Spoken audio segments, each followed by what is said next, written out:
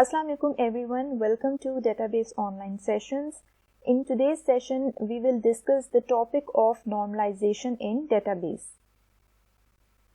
In our previous lecture, we have learned about the transformation of normal entities, weak entities, relationships which are the part of ER model into relational model, and also the mapping of supertype and subtype which is a part of enhanced entity relationship model into a relational model. In today's lecture, we will learn about what is normalization, what are the anomalies, what is functional dependency, and then we will see the three different normal forms which include first normal form, second normal form, and third normal form. Okay, so what is normalization? A technique for producing a set of relations with desirable properties given the data requirements of an enterprise. So basically normalization की technique use होती है एक ऐसा set of relations या ऐसा set of tables बनाने के लिए जो कि उस ऑर्गेनाइजेशन की सारी रिक्वायरमेंट्स को फुलफिल करे जिसके लिए हम डेटाबेस क्रिएट करें. नॉर्मलाइजेशन प्रोसेस होता कैसे है? The process of decomposing relations with anomalies to produce smaller well structured relations. Normalization के प्रोसेस में हम रिलेशंस को डिकम्पोज करते हैं इनटू स्मॉलर रिलेशंस. किस लिए? To reduce data redundancies and eliminate data anomalies. ठीक है, डेटा रिडंडेंसी का क्या मतलब है? Data repetition. ठीक है, एक डेटा वैल्यू जो है अगर बार बार रिपीट हो रही हो तो ये डेटा रिडंडेंसी है. डेटा एनोमली क्या है? एनोमली आपके पास कोई भी अनएक्सपेक्टेड बिहेवियर है. ठीक है, ऐसी चीज जो कि नॉर्मल से डेविएट कर जाए. तो इसको आप सिंपल वर्ड्स में कह सकते हैं इश्यूज जो कि समटाइम्स अकर कर सकते हैं, नॉट एवरी टाइम. ठीक है, तो नॉर्मलाइजेशन का प्रोसेस हम यूज करते हैं डेटा रिडंडेंसी को रिड्यूस करने के लिए और डेटा एनोमली को एलिमिनेट करने के लिए.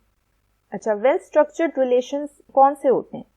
A relation that contains minimal data redundancy and allows users to insert, delete and update rows without causing data inconsistencies. Well-structured relations या well-structured tables को हम ऐसे define कर सकते हैं कि ऐसा table जिसमें हमारे पास कम से कम data repetition हो और user उसमें जो DML operations हैं insert, delete, update वो easily perform कर सके without causing data inconsistency. ठीक है, डेटा कंसिस्टेंसी क्या होता है कि आपका डेटा जो है वो हर जगह सेम हो. ऐसा ना हो कि किसी यूजर ने कोई न्यू वैल्यू इंसर्ट की है तो उस डेटा की वैल्यू किसी जगह पे कुछ है और किसी और जगह पे कोई और वैल्यू है, तो ये आपकी डेटा इनकंसिस्टेंसी होगी. ठीक है, तो ऐसा टेबल जिसमें यूजर इजीली इंसर्ट, डिलीट और अपडेट कर सके विदाउट एनी डेटा इनकंसिस्टेंसी. जो मेन गोल है इज टू अवॉइड एनोमलीज. ठीक है, कि जो हमारे पास इंसर्शन, डिलीशन और अपडेट के टाइम पे इश्यूज आ सकते हैं, एनोमलीज आ सकती हैं, उनको अवॉइड करना. अब सबसे पहले देखते हैं इंसर्शन एनोमली क्या है. Adding new rows forces user to create duplicate data. जब कोई यूजर न्यू रो इंसर्ट करेगा तो वो डुप्लीकेट डेटा क्रिएट करेगा. ठीक है, ये एनोमली क्यों है? क्योंकि हमें डेटा डुप्लीकेशन को रिमूव करना है, हमें कम से कम डेटा डुप्लीकेशन चाहिए. डिलीशन एनोमली क्या है? Deleting rows may cause a loss of data that would be needed for other future rows. अगर हम किसी ऐसी रो को डिलीट कर रहे हैं और उसके साथ हमारे पास कुछ ऐसी इंफॉर्मेशन भी डिलीट हो जाती है जो कि हमें फ्यूचर में रिक्वायर्ड हो, तो ये आपके पास है डिलीशन एनोमली. मॉडिफिकेशन एनोमली या फिर update anomaly. Changing data in a row forces changes to other rows because of duplication. अब क्योंकि टेबल में आपके पास ऑलरेडी डुप्लीकेशन है, तो जब भी आप किसी डेटा वैल्यू को चेंज करेंगे तो आपको मल्टीपल वैल्यूज को चेंज करना पड़ेगा बिकॉज ऑफ डुप्लीकेशन. अगर आप नहीं करेंगे तो फिर आपके पास डेटा इनकंसिस्टेंसी हो जाएगी. इनके एग्जाम्पल से मैं आपको एक्सप्लेन करती हूँ. ये हमारे पास एक स्टाफ ब्रांच का टेबल है. ठीक है, इसमें हमारे पास कौन कौन से एट्रीब्यूट्स हैं? स्टाफ नंबर है, एस नेम है, पोजीशन है, सैलरी है, ब्रांच नंबर है एंड बी एड्रेस है. अब हम देखते हैं कि इस टेबल में एनोमलीज कैसे आ सकती हैं. सबसे पहले हम इंसर्शन एनोमली को देखते हैं. To insert the details of new member of staff into staff branch relation we must include the details of the branch at which the staff are to be located. अब अगर इस table में हमने किसी new staff का data insert करना है तो आप देखें कि आपको उसके लिए ब्रांच की भी इंफॉर्मेशन इंसर्ट करनी जरूरी है। ठीक है, तो जब आप कोई न्यू स्टाफ एंटर करेंगे और उसमें आप ब्रांच इंफॉर्मेशन डालेंगे, आपको उसका ब्रांच एड्रेस भी डालना होगा और आपको एग्जैक्टली सेम वही एड्रेस डालना होगा जो पहले से गिवन है। अगर आपके एड्रेस में कोई मिस्टेक हो जाती है तो वो डाटा इनकंसिस्टेंसी हो जाएगी। ठीक है, मीन्स कि आपको एक्स्ट्रा इंफॉर्मेशन भी इंसर्ट करनी पड़ रही है जो कि ऑलरेडी प्रेजेंट भी है। ये एक हमारे पास इंसर्शन एनॉमली होगी। दूसरी इंसर्शन एनॉमली क्या है? Can not insert a new branch that currently has no member of staff as it violates entity integrity. अब अगर आप देखें कि आप एक न्यू ब्रांच क्रिएट कर रहे हैं, अभी वो ब्रांच किसी भी स्टाफ मेंबर को एलोकेट नहीं हुई है। ठीक है, आपने अभी जस्ट ब्रांच क्रिएट की है, तो अगर आप सिर्फ ब्रांच की इंफॉर्मेशन यहाँ पे एंटर करना चाहते हैं तो आपके पास उसका ब्रांच नंबर होगा और उसका ब्रांच एड्रेस होगा।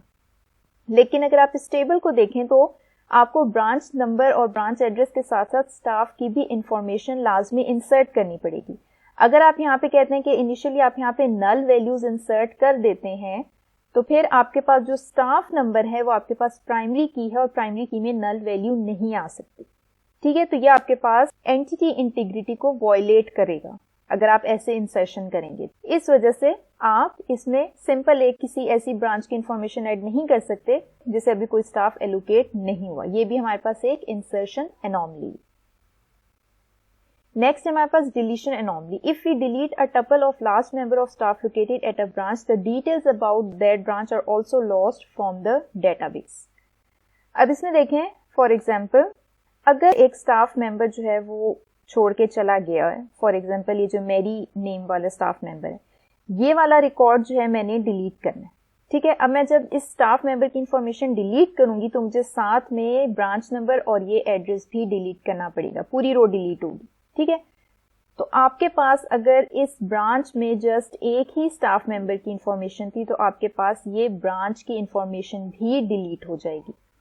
लेकिन हम ब्रांच को तो रिमूव नहीं कर रहे, हम जस्ट एक स्टाफ मेंबर रिमूव कर रहे हैं, लेकिन हम डिलीशन एनॉमली की वजह से इस ब्रांच की भी इंफॉर्मेशन को लॉस कर देंगे। ओके, नेक्स्ट है modification anomaly. If we want to change the value of one of the attributes of a particular branch in the staff branch relation, we must update the tuples of all staff located at that branch.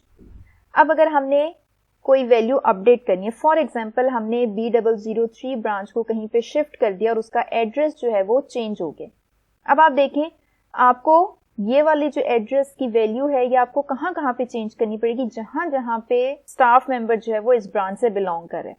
ठीक है, आपको SG37 के लिए भी address change करना पड़ेगा, staff number SG14 के लिए भी एड्रेस चेंज करना पड़ेगा, फिर आपको SG5 के लिए भी एड्रेस चेंज करना पड़ेगा। अभी तो यहाँ पे जस्ट ये एक छोटा सा टेबल है जिसमें कुछ वैल्यूज दिखाई हुई हैं, अदरवाइज अगर आपके पास थाउजेंड्स ऑफ वैल्यूज हो तो आपको बहुत ज्यादा रोज को अपडेट करना पड़ेगा, वैल्यूज चेंज करनी पड़ेंगी, विच इज नॉट आइडियल। ठीक है, तो ये आपके पास एग्जाम्पल है अपडेट एनॉमली की। Okay, so why do these anomalies exist? ठीक है, ये एग्जिस्ट कर क्यों रही है? Because there are two main entity type in this one relation, this results in data duplication and an unnecessary dependency between the entities. ये anomalies इसलिए exist कर रही हैं क्योंकि हमने इसमें दो main entity types को include किया। जब हमने ER मॉडल पढ़ा था कि हम उसमें entities identify करते हैं जो कि real world objects होते हैं, तो इसमें आपके पास देखिए एक आपके पास स्टाफ की एंटिटी है और एक आपके पास ब्रांच की एंटिटी है और उन दोनों को आपने एक रिलेशन में मर्ज किया हुआ है जिसकी वजह से हमारे पास unnecessary duplication और dependency आ रही है। We can avoid these anomalies by decomposing the original relation into staff and branch relations.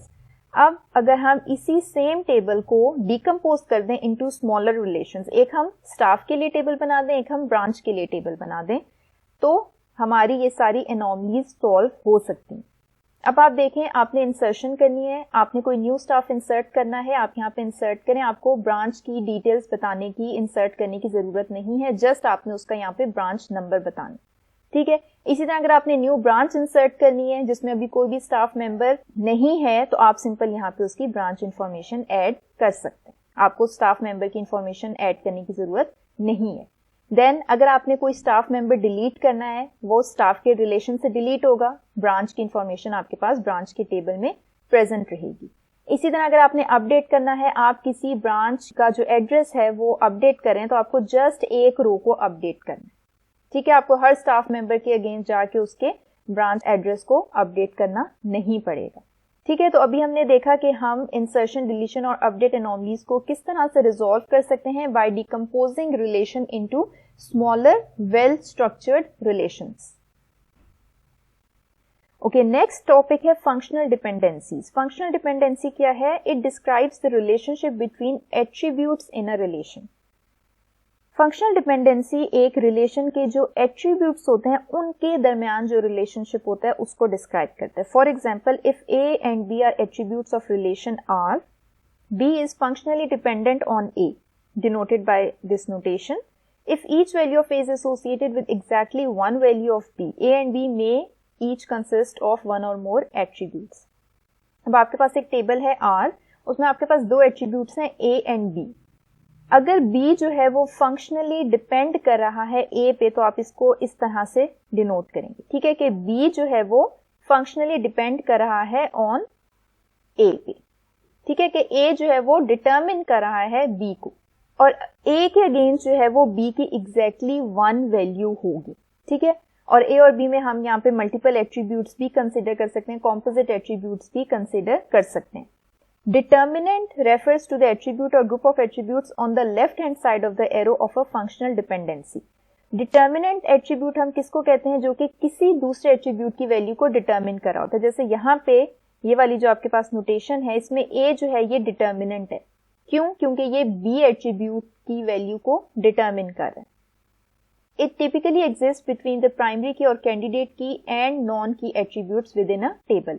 Functional dependency exist करती है बिटवीन प्राइमरी की एंड नॉन प्राइमरी की, या फिर कैंडिडेट की। कैंडिडेट की का हमें पता है कि ऐसे एट्रीब्यूट्स जो कि यूनिकली आइडेंटिफाई करते हैं रो को, और फिर हम उनमें से कोई एक प्राइमरी की सेलेक्ट करते हैं। तो प्राइमरी की तो हमने एक सेलेक्ट करनी है, बाकी जो है वो हमारे पास कैंडिडेट कीज होती हैं। जो नॉन की एट्रीब्यूट है वो कैंडिडेट की पे या फिर प्राइमरी की पे फंक्शनली डिपेंड कर रहा होता है। ये देखें, ये आपके पास डायग्राम से शो हुआ है, ये एक A एट्रीब्यूट है, ये B एट्रीब्यूट है। फंक्शनल डिपेंडेंसी को हम इस तरह से एरो की नोटेशन से शो करते हैं। B is functionally dependent on A।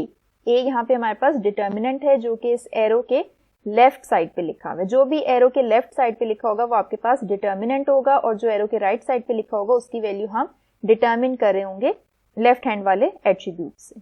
Okay, example देखते हैं। ये हमारे पास एक स्टाफ का टेबल है, ठीक है। इसमें अब हमारे पास एक फंक्शनल डिपेंडेंसी है, staff number functionally determines position, ठीक है। अब ये वाला जो एट्रीब्यूट है पोजीशन का, ये फंक्शनली डिपेंड कर रहा है ऑन स्टाफ नंबर। मींस के हम पोजीशन की वैल्यू फाइंड आउट कर सकते हैं फ्रॉम स्टाफ नंबर। जैसे फॉर एग्जांपल यहाँ पे हमारे पास एक स्टाफ नंबर है S1 और यहाँ पे हमारे पास पोजीशन है मैनेजर की। तो अगर हमने फाइंड आउट करना है कि मैनेजर की पोजीशन किसकी है, तो हम स्टाफ नंबर से बता सकते हैं कि मैनेजर जो है वो ये वाला स्टाफ नंबर है। इसी तरह हमारे पास और भी मैनेजर्स होंगे, उनकी भी हम वैल्यू स्टाफ नंबर को देख के बता सकते हैं कि ये हमारे पास मैनेजर है। तो इस तरह से ये पोजीशन फंक्शनली डिपेंड करिए ऑन स्टाफ नंबर। यहाँ पे जो स्टाफ नंबर है उसके अगेंस्ट एग्जैक्टली पोजीशन की वन वैल्यू ही होगी, ठीक है। कोई एक स्टाफ नंबर जो है उसकी कोई एक ही पोजीशन होगी। लेकिन अगर आप दूसरी साइड से रिलेशनशिप देखें तो एक पोजीशन के अगेंस्ट मल्टीपल स्टाफ नंबर्स हो सकते हैं। जैसे मैनेजर जो है वो SL21 स्टाफ नंबर भी मैनेजर है, SG5 भी मैनेजर है। तो ये देखें, यहां से पोजीशन टू स्टाफ नंबर ये वन टू मैनी रिलेशन है, लेकिन स्टाफ नंबर टू पोजीशन ये वन टू वन रिलेशन है कि एक स्टाफ नंबर के अगेंस्ट कोई एक ही पोजीशन है। तो इसलिए स्टाफ नंबर को देख के हम जो है वो पोजीशन की वैल्यू आइडेंटिफाई कर सकते हैं, लेकिन पोजीशन को देख के हम स्टाफ नंबर की वैल्यू आइडेंटिफाई नहीं कर सकते, क्योंकि मैनेजर के जो है वो मल्टीपल स्टाफ नंबर्स होंगे। तो ये हमें बताती है कि जो पोजीशन एट्रीब्यूट है वो फंक्शनली डिपेंड कर रहा है स्टाफ नंबर पे। यहाँ पे देखें, स्टाफ नंबर जो है वो पोजीशन को फंक्शनली डिटरमिन कर रहा है, तो इसलिए हमने एरो जो है वो इस डायरेक्शन में लगाया। अब यहाँ पे एक एग्जांपल भी गिवन है एक पर्टिकुलर इंस्टेंस के लिए कि ये हमारे पास स्टाफ नंबर है जिसकी पोजीशन जो है वो मैनेजर है।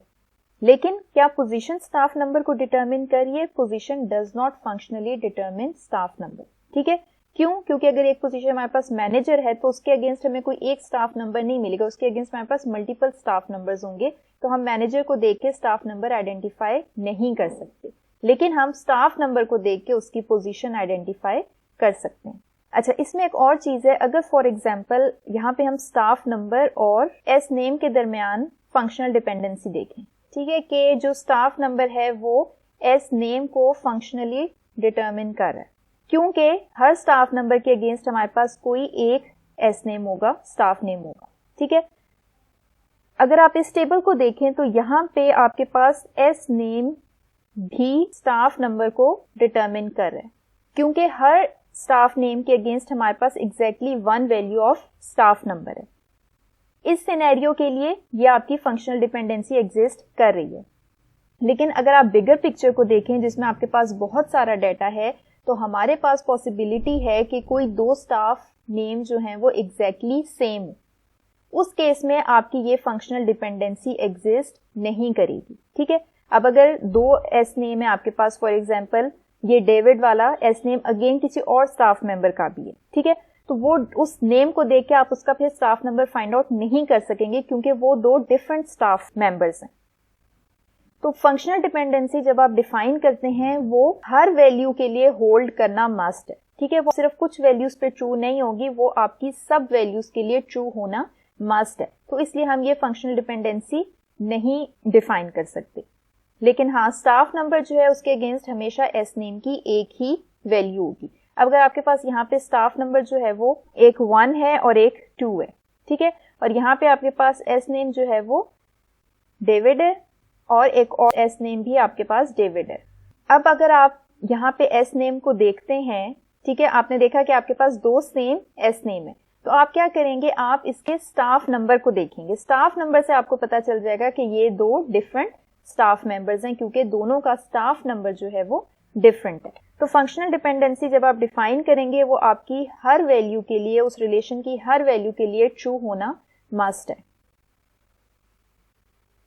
फिर हमारे पास full functional dependency. Full functional dependency indicates that if A and B are attributes of a relation, B is fully functionally dependent on A if B is functionally dependent on A but not on any proper subset of A। अभी जैसे ऊपर भी मैंने बताया कि ये जो A attribute है इसमें मल्टीपल एट्रीब्यूट्स हो सकते हैं, ठीक है। तो फुली फंक्शनल डिपेंडेंसी का क्या मतलब है कि ये जो आपका B एट्रीब्यूट है जो कि A पे फंक्शनली डिपेंड कर रहा है, ये A पे फुली फंक्शनल डिपेंड करे। मींस के A में अगर हमारे पास मल्टीपल एट्रीब्यूट्स हैं, अगर उनमें से हम कोई एक एट्रीब्यूट निकाल देते हैं, जैसे यहाँ पे हमारे पास A1 एक एट्रीब्यूट है और A2 एक एट्रीब्यूट है, ठीक है, कॉम्पोजिट एट्रीब्यूट्स हैं, और ये फंक्शनली डिटरमिन कर रहे हैं हमारे B एट्रीब्यूट को।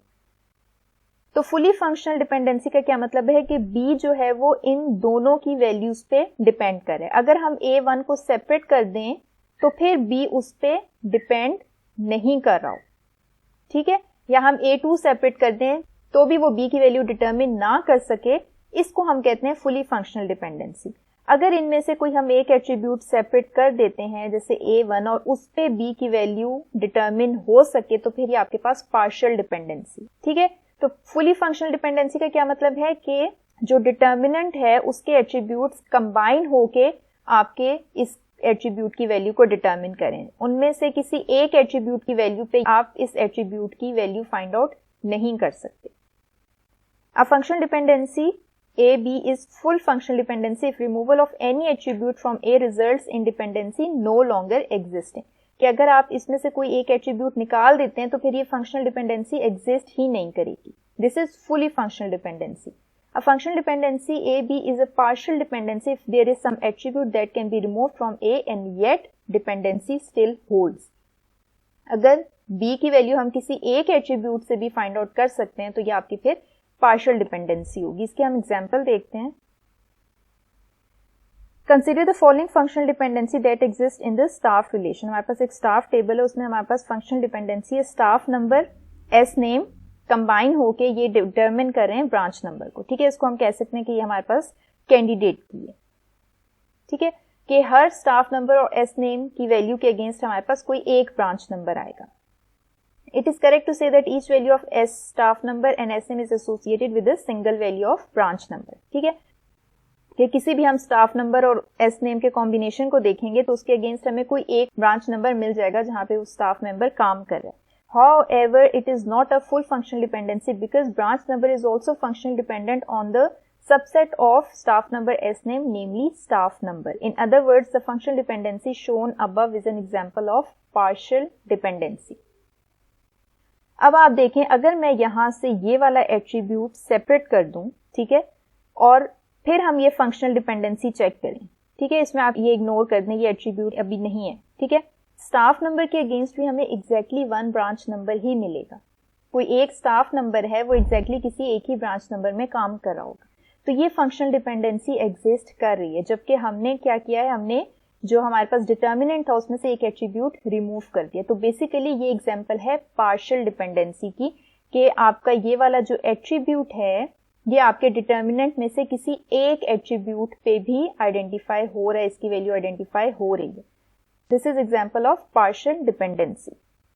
एक और हमारे पास डिपेंडेंसी है which is called transitive dependency. A condition where A, B and C are attributes of a relation such that B is functionally dependent on A and C is functionally dependent on B. Then C is transitively dependent on A via B, provided that A is not functionally dependent on B or C. Transitive property हमने पढ़ी हुई है कि if A equals to B and B equals to C, तो फिर A equals to C, ठीक है, ये हमारे पास ट्रांजिटिव प्रॉपर्टी है.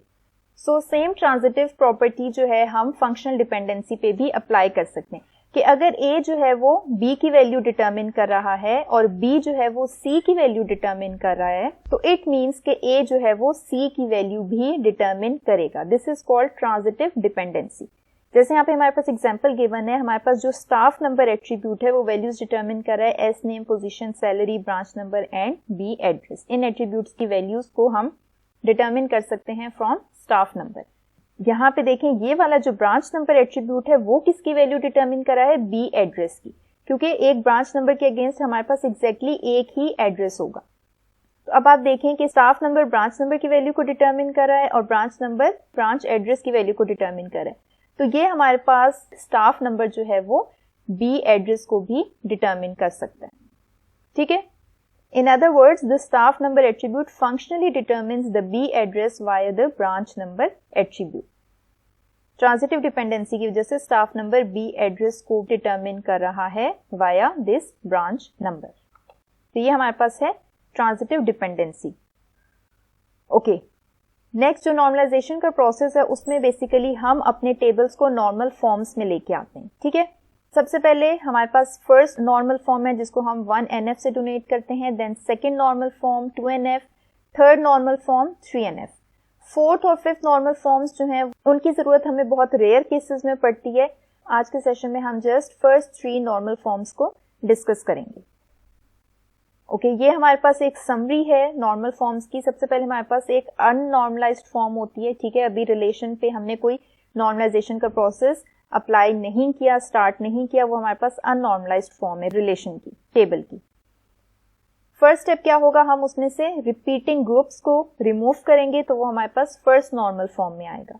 फर्स्ट नॉर्मल फॉर्म में आने के बाद हम उसमें से पार्शियल डिपेंडेंसीज को रिमूव करेंगे जो कि अभी हमने ऊपर पढ़ी हैं, तो वो हमारे पास सेकेंड नॉर्मल फॉर्म में आएगा. सेकेंड नॉर्मल फॉर्म से जब हम ट्रांजिटिव डिपेंडेंसीज को रिमूव करेंगे तो वो हमारे पास थर्ड नॉर्मल फॉर्म में आएगा जो कि हमारे पास एक वेल स्ट्रक्चर्ड रिलेशन होगा. Okay, first normal form, a relation in which the intersection of each row and column contains one and only one value. Means कि आपके पास एक टेबल है, ठीक है, इसमें डिफरेंट कॉलम्स हैं.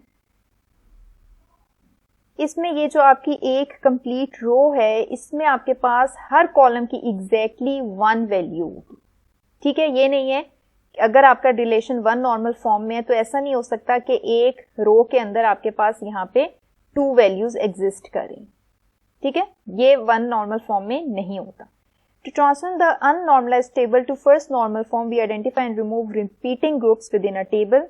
A repeating group is an attribute or group of attributes within a table that occurs with multiple values for a single occurrence of normalized key attribute for that table. अब initially जो हमारे पास अननॉर्मलाइज्ड table है उसमें हमारे पास for example ये identifier है, ये हमारे पास प्राइमरी की है, प्राइमरी की हमारे पास एग्जैक्टली 1 वैल्यू होगी, लेकिन इसके अगेंस्ट हमारे पास रोज में जो है वो मल्टीपल वैल्यूज आ रही हैं। ठीक है, मींस के जो हमने मल्टी वैल्यूड एट्रीब्यूट्स का कॉन्सेप्ट पढ़ा था जिसमें एक एट्रीब्यूट की मल्टीपल वैल्यूज होती हैं, तो इस रिलेशन में हमारे पास मल्टी वैल्यूड एट्रीब्यूट्स हैं, एक ही रिलेशन के अंदर, एक ही टेबल के अंदर उनमें मल्टीपल वैल्यूज हैं एक की वैल्यू के अगेंस्ट। ये हमारे पास अननॉर्मलाइज्ड फॉर्म है। Removing repeating groups from unnormalised tables कि हमारे पास दो टेक्निक्स हैं, by entering appropriate data in the empty columns of rows containing the repeating data. एक तो ये है कि ये जो हमारे पास रिपीटिंग डाटा है इसके अगेंस्ट भी हम हर कॉलम की वैल्यू को फिल कर दें और इसको एक सेपरेट रो बना दें। ठीक है, अब जैसे ये 1 के अगेंस्ट हमारे पास यहाँ पे 2 वैल्यूज थी, यहाँ पे 2 वैल्यूज थी, हम एक और रो इंसर्ट करें, यहाँ पे हम 1 दोबारा से लिखें, रिपीट करें और यहाँ पे हम सेकेंड वैल्यूज लिख दें। ठीक है, एक हमारे पास ये टेक्निक है। दूसरी टेक्निक है by placing the repeating data along with the copy of original की attribute in a separate relation. एक हमारे पास ये है कि हम एक और टेबल बनाएं, उसमें हम यही सेम आइडेंटिफायर रखें और ये जो सेकंड वैल्यूज हैं इनको हम इस सेपरेट टेबल में लिखें। ठीक है, एक सेपरेट रिलेशन बना दें। तो ये हमारे पास एक दूसरी अप्रोच है। जैसे हमारे पास एग्जांपल गिवन है, एक क्लाइंट रेंटल का हमारे पास ये रिलेशन है, क्लाइंट नंबर इसमें हमारे पास प्राइमरी की है। अब इसमें आप देखें हमारे पास इन एट्रीब्यूट्स की मल्टीपल वैल्यूज हैं। ठीक है, ये मल्टी वैल्यूड एट्रीब्यूट्स हैं। ये हमारे पास क्लाइंट नंबर है, ठीक है, ये इसका नेम है, ठीक है, इसने किस किस प्रॉपर्टी को रेंट किया हुआ है, इसने PG4 प्रॉपर्टी को रेंट किया हुआ है जिसका एड्रेस ये है, उसकी rent start date, rent finish date, उसका रेंट इतना था, वो इस ओनर की थी और ये ओनर का नेम था। फिर इसी क्लाइंट ने एक और प्रॉपर्टी को रेंट किया था, उसका ये एड्रेस है, ये उसका रेंट स्टार्ट और फिनिश डेट है, इसका रेंट है, owner number and owner name. तो ये देखें एक हमारे पास क्लाइंट नंबर के अगेंस्ट यहाँ पे मल्टीपल वैल्यूज हैं इन एट्रीब्यूट्स में। तो ये क्या है, unnormalised form, a table that contains 1 or more repeating groups. ये आपके पास सारे रिपीटिंग ग्रुप्स हैं। ठीक है, ये जहां पे आपके पास दो दो वैल्यूज आ रही हैं ये सब आपके पास रिपीटिंग ग्रुप्स हैं। एक क्लाइंट नंबर के अगेंस्ट यहाँ पे मल्टीपल वैल्यूज आ गई हैं, तो ये आपके पास अननॉर्मलाइज्ड टेबल। अब जो फर्स्ट अप्रोच थी उसमें क्या था कि हम जितनी भी वैल्यूज रिपीट हो रही है उनके अगेंस्ट हम सारे कॉलम्स की वैल्यूज को फिल कर दें। ठीक है, अब जैसे यहाँ पे हमारे पास PG16 के अगेंस्ट यहाँ पे हम दोबारा से एक न्यू रो क्रिएट कर दें, यहाँ पे हम जॉन दोबारा लिखें और यहाँ पे हम क्लाइंट नंबर भी दोबारा से लें। ठीक है, कंप्लीट हम इसको सेपरेट रो बना दें। इसमें क्या होगा कि हमारे पास जो एक क्लाइंट नंबर है उसके अगेंस्ट हमारे पास एक ही वैल्यू आएगी। तो इस तरह से यहाँ पे हम फर्स्ट नॉर्मल फॉर्म में इस टेबल को ले आए हैं। ठीक है, इसमें क्या है कि आपके ये क्लाइंट नंबर्स बार बार रिपीट हो रहे। सेकेंड अप्रोच क्या है, हमने उस टेबल में से जो हमारे पास मल्टी वैल्यूड एट्रीब्यूट्स थे उनका एक सेपरेट टेबल बना लिया अलोंग विद द आइडेंटिफायर। ठीक है, यहाँ पे हमारे पास ये वाले सारे जो हैं ये मल्टी वैल्यूड एट्रीब्यूट्स हैं, हमने इनका एक अलग टेबल बनाया और साथ में हमने ये आइडेंटिफायर भी इंक्लूड कर दिया। तो ये हमारे पास एक टेबल बन गया सेपरेट और एक हमारे पास ये मल्टी वैल्यूड के लिए सेपरेट टेबल बन गया। ठीक है, तो आपके पास ये फर्स्ट नॉर्मल फॉर्म के बाद दो रिलेशंस बन गए, एक क्लाइंट नंबर और क्लाइंट नेम है और ये कि जो मल्टी वैल्यूड एट्रीब्यूट्स है उसमें भी आपके पास क्लाइंट नंबर को भी आपने ऐड किया और साथ में आपने सारे एट्रीब्यूट्स के सेपरेटली जो है वो वैल्यूज लिख दी। तो अब ये भी आपके पास फर्स्ट नॉर्मल फॉर्म है। ये आपके पास दो अप्रोचेस हैं। इनिशियल स्टेज पे देखें तो आपके पास डिफरेंट रिलेशंस बन रहे हैं दोनों में, लेकिन जब आप थर्ड नॉर्मल फॉर्म तक पहुंचेंगे तो आप कोई भी अप्रोच यूज करें थर्ड नॉर्मल फॉर्म तक दोनों का रिजल्ट हमारे पास सेम आएगा। ठीक है, तो फर्स्ट नॉर्मल फॉर्म में हमने बेसिकली क्या करना है, हमने मल्टी वैल्यूड एट्रीब्यूट्स को रिमूव करना है। कैसे रिमूव करना है, ये दो अप्रोचेस हमारे पास हैं। Second normal form, a relation that is in first normal form and every non-primary key attribute is fully functionally dependent on the primary key. Second normal form में एक चीज जरूरी है कि वो first normal form में होना चाहिए। ठीक है, कोई भी हमारे पास प्राइमरी की वैल्यू के अगेंस्ट मल्टीपल वैल्यूज ना हो किसी भी कॉलम के अंदर। सेकेंड क्या है कि हर नॉन प्राइमरी की एट्रीब्यूट जो है वो फुली फंक्शनली डिपेंडेंट होना चाहिए ऑन प्राइमरी की। मीन्स के हमने पार्शियल डिपेंडेंसी अगर कोई एग्जिस्ट कर रही है हमारे रिलेशन में तो हमने उसको रिमूव करना है। The normalization of 1NF relations to 2NF involves the removal of partial dependencies If a partial dependency exists, we remove the partial dependent attribute from the relation by placing them in a new relation along with the copy of their determinant. अब partial dependency को remove करने के लिए हम क्या करेंगे कि जो एट्रीब्यूट्स पार्शियली डिपेंड कर रहे हैं उनको और जो उनका डिटर्मिनेंट है उनके लिए हम एक सेपरेट रिलेशन बना लेंगे. एग्जाम्पल देखते हैं. ये जो हमने ऊपर एक क्लाइंट रिलेशन हमारे पास बना है इन फर्स्ट नॉर्मल फॉर्म, ये वाला, ठीक है. अब इसमें हम अप्लाई कर रहे हैं सेकेंड नॉर्मल फॉर्म. इसमें ये फंक्शनल डिपेंडेंसीज जो है वो आइडेंटिफाई की हुई हैं. ये देखें, इसमें हमारे पास क्लाइंट नंबर और प्रॉपर्टी नंबर जो है ये हमारे पास प्राइमरी की हैं, ठीक है. उस टेबल में हमने उनको कंबाइन करके, क्योंकि आप देखें इन दोनों की कंबाइंड वैल्यूज जो हैं वो आपकी रोज को यूनिकली आइडेंटिफाई करें. क्लाइंट नंबर भी रिपीट हो रहा है, प्रॉपर्टी नंबर भी रिपीट हो रही है, लेकिन आप जब इनकी कंबाइंड वैल्यू को देखेंगे तो वो आपको यूनिक मिलेंगी सारी, ठीक है. तो इसमें ये हमने फंक्शनल डिपेंडेंसीज फाइंड आउट की. इसमें अगर आप ये सेकंड वाली देखें FD2 जो फंक्शनल डिपेंडेंसी है जिसमें क्लाइंट नंबर डिटर्मिनेंट है जो कि क्लाइंट नेम को डिटर्मिन करे, तो ये हमारे पास एग्जांपल है पार्शियल डिपेंडेंसी की, ठीक है.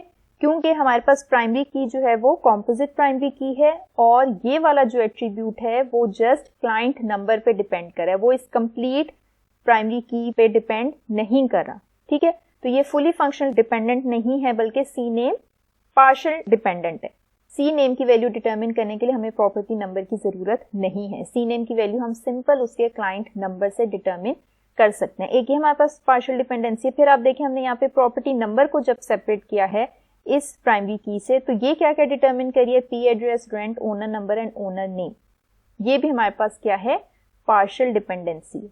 क्योंकि प्रॉपर्टी का एड्रेस फाइंड आउट करना, उसका रेंट फाइंड आउट करना, उसका ओनर नंबर और उसका ओनर नेम फाइंड आउट करने के लिए हमें क्लाइंट नंबर की जरूरत नहीं है.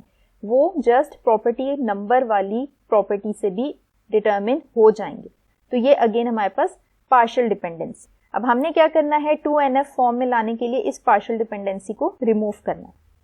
रिमूव करने के लिए हमारे पास क्या वे था कि जो एट्रीब्यूट्स पार्शियली डिपेंड कर रहे हैं वो और उनके डिटर्मिनेंट का हमने सेपरेट टेबल बना लेंगे, ठीक है. तो हम एक टेबल बना लेंगे क्लाइंट नंबर और सी नेम का, और एक टेबल हम बना लेंगे property number along with these attributes. तो ये देखें, ये हमारे पास सब रिलेशंस जो है वो सेकेंड नॉर्मल फॉर्म में है. इसमें जो हमारे पास पार्शियल डिपेंडेंसीज थी वो हमने सारी रिमूव कर दी. क्लाइंट नंबर और क्लाइंट नेम का हमने सेपरेट टेबल बना दिया, प्रॉपर्टी ओनर का हमने सेपरेट टेबल बना दिया क्योंकि ये वाले जो एट्रीब्यूट्स है ये प्रॉपर्टी नंबर पे डिपेंड कर रहे थे. Okay, now we have second normal form relations. अब जाते हैं थर्ड नॉर्मल फॉर्म पे. A relation that is in first and second normal form and in which no non-primary key attribute is transitively dependent on the primary key.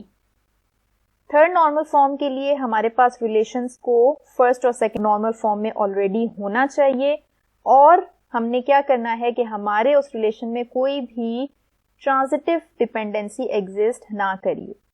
Second में हमने partial dependency को remove किया है, अब हमने transitive dependency को remove करना है, ठीक है. The normalization of 2NF to 3NF involves the removal of transitive dependencies. ये कैसे अब हम रिमूव करेंगे, हमारे पास जो अभी ये सेकेंड नॉर्मल फॉर्म्स बनी है इसमें हमारे पास एक ट्रांजिटिव डिपेंडेंसी एग्जिस्ट कर रही है. वो क्या है, वो ये है कि आपका जो प्रॉपर्टी नंबर है वो डिटरमिन करा है इन एट्रीब्यूट्स को, ठीक है. और इन एट्रीब्यूट्स में जो ओनर नंबर है वो ओनर नेम को डिटरमिन कर रहा है, ठीक है. जबकि जो ओनर नंबर है उसको क्या आइडेंटिफाई कर, उसको प्रॉपर्टी नंबर आइडेंटिफाई करिए कि किस प्रॉपर्टी का वो ओनर है. तो ये हमारे पास ट्रांजिटिव प्रॉपर्टी के अकॉर्डिंग प्रॉपर्टी नंबर जो है वो ओनर नेम को भी डिटरमिन कर सकता है. तो ये हमारे पास यहाँ पे ट्रांजिटिव डिपेंडेंसी एग्जिस्ट कर रही है. ट्रांजिटिव डिपेंडेंसी को हमने रिमूव करने के लिए क्या करना है, हमने जो ट्रांजिटिव डिपेंडेंसी है उसका हमने सेपरेट टेबल क्रिएट कर लेना, ठीक है.